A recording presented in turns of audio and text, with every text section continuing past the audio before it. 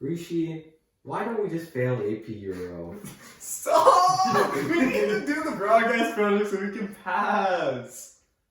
No, but we can, if we get a 0 on the project, our major grade average will be a 50, which will average it with the minor to go to 60s. The test of a first-rate intelligence is the ability to hold two opposed ideas at the mind at the same time and still retain the ability to function. Scott Fitzgerald. Now, we're not very good at functioning, so we might not be first-rate intelligence. But this quote was indicative of the lost generation.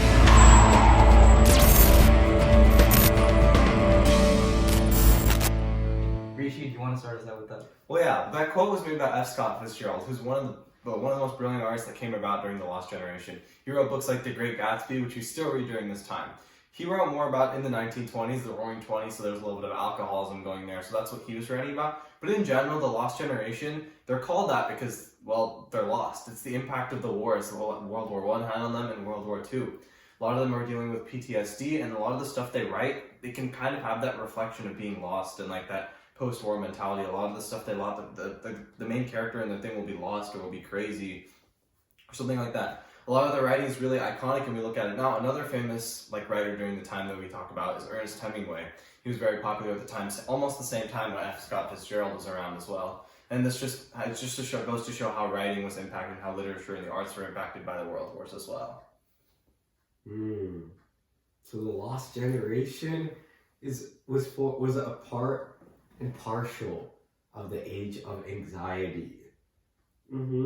Was that your transition? That's our transition. Okay, do you want to talk about it? Do you want me to talk about it? I'll talk about a small portion. Alright, you go ahead. So the Age of Anxiety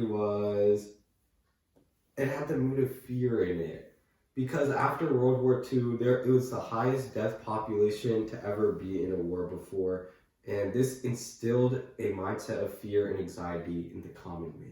Yeah, so the period of the Age of Anxiety lasted from 1914 to all the way to 1950, which was essentially the beginning of World War I to a little bit after the very end of World War II. And like Sidhu said, World War I and World War II broke the records for the most death in total wars, which it would make sense because it is the entire world fighting. But of course that poses its own problems for the people that live there. Because of course, I think Rishi stated in the last episode, where are you going? Continue.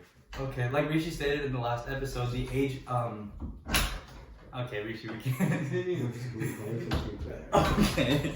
Like Rishi stated in the last episode, total war, which means everyone was involved in the war effort and they were exposed to a lot of propaganda and got themselves involved in the war effort as a whole. So as a result, they were affected greatly by the effects of the war. Europe was basically in shambles by the end of World War II. After World War I, they were struggling, and then the Holocaust came around, which brought its own sorts of ethical concerns, and then World War II came about, which had the most death, plus the atrocity of the atomic bomb, which essentially wiped out Japan and doomed them even to this day. Even on top of that, in World War I, following World War I, the Russian monarchy, oligarchy fell apart, Austria and Hungary blew apart, Germany fell to shambles, came back, and then fell to shambles again.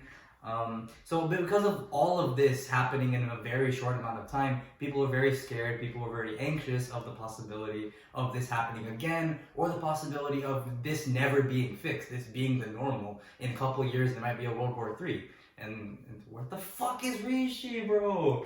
The Age of Anxiety was also characterized by fear for the future. Many people's homes are gone, their jobs gone. They've lost everything to the war, as we saw by many cities being flattened. So, as Manish mentioned, there's fear for the future. Would this war continue? There's still lots of development in military technologies.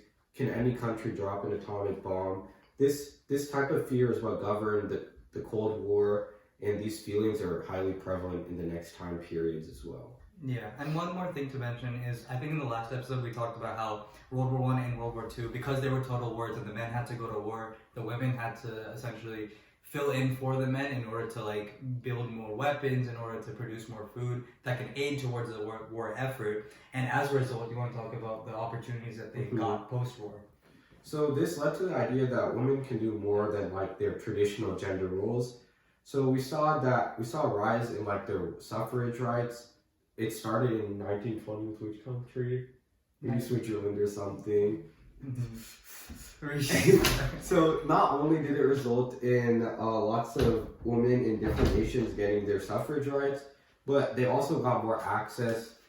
They also got more access to education, and this resulted like in their economic state being better because they got a college education. They could work more jobs. They have more access to everything, like men did. And got equality. that essentially developed into the future generations. Now that Rishi's back, do you want to explain where you were? What was going on? Got lost, like the lost generation. Oh, that was hard. That goes hard. But I was also looking for my Great Gatsby book and I couldn't find it. You want to talk about The Great Gatsby? That was actually a big point in this. So yeah, The Great Gatsby, going Yeah. back to The Lost Generation. It's one of the more popular books from The Lost Generation, along with, other than books as well, there was a lot of poetry that was written during the time, but we're going to focus more on the books about it because that's all I know.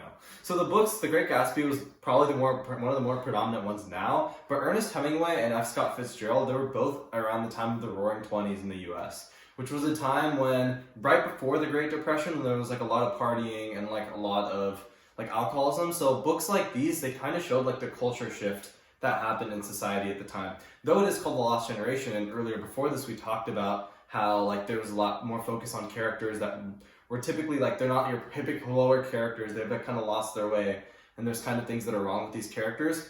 But these books that were written during the Lost Generation, and specifically during the Roaring Twenties in America, they were more focused on like partying, and they showed a large culture shift in America. Of course, the Great Depression came after this, and then there was no sort of thing of that was happening. But yeah. Okay, so I think that's pretty much covered every single topic that we went to for today. It's very sad because this is like the last episode. So we're trying to elongate it as long as possible. That's why we tried to like ramble a little bit in the video.